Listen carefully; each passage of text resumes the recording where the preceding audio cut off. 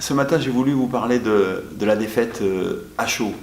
J'ai commencé cette chronique hier dans la plus terrible des heures, qui est celle entre 18h et 19h30, où vous êtes à votre permanence et où les résultats vous arrivent émiettés et vous tombent sur la tête quand ils sont mauvais, comme un supplice chinois.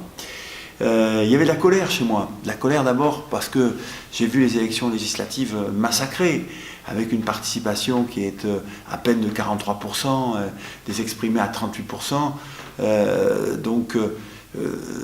L'Assemblée nationale mérite une participation massive des concitoyens. Elle ne l'a pas eu hier. Et je crois que les députés qui sont de la génération 2017 feront bien de méditer sur cette distance originelle entre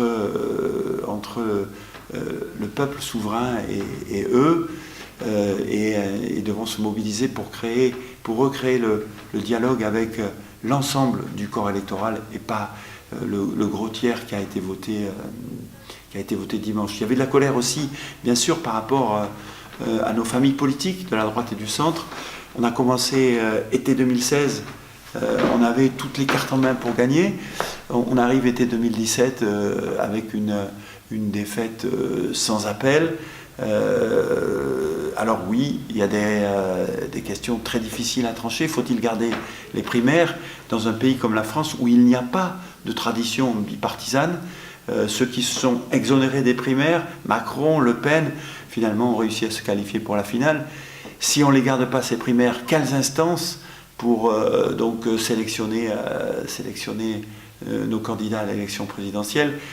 Quelle force donner à ces instances quand un événement de force majeure comme la mise en examen de notre candidat, tel qu'on l'a vécu, vient percuter la campagne?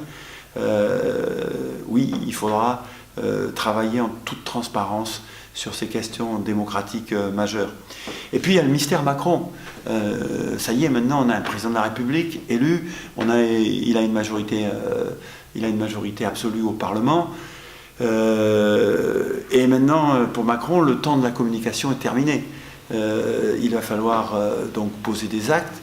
Et pour ma part, je suis prêt à juger son action, bien sûr, sur ses actes et ses résultats. Je m'interroge ce soir, sa majorité absolue, quel est son ciment? L'Europe, oui, bien sûr, le libéralisme économique, peut-être, la moralisation de la vie politique, reste que ce ciment est bien faible et j'ai peur, et je m'interroge sur la capacité du président de la République à mener les réformes de fond dont a besoin la France. Je repasse en mémoire ma relation personnelle avec l'événement qu'a été l'émergence de la présidence Macron. Comme d'autres, je me suis posé la question de me mettre en marche. Comme d'autres, cela m'a été proposé. Je ne l'ai pas fait, sans doute par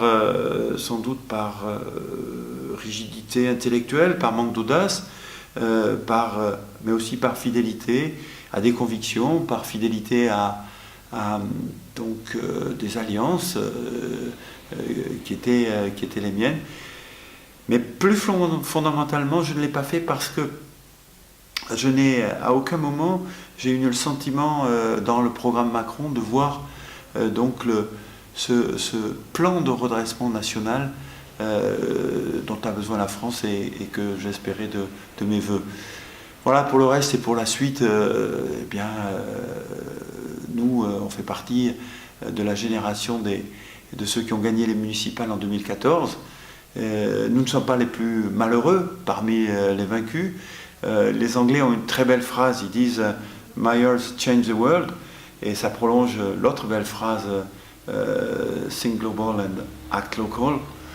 Oui, à nous de reprendre le chemin du terrain, d'innover, de trouver les innovations municipales qui améliorent la vie quotidienne de nos gens, de nos concitoyens.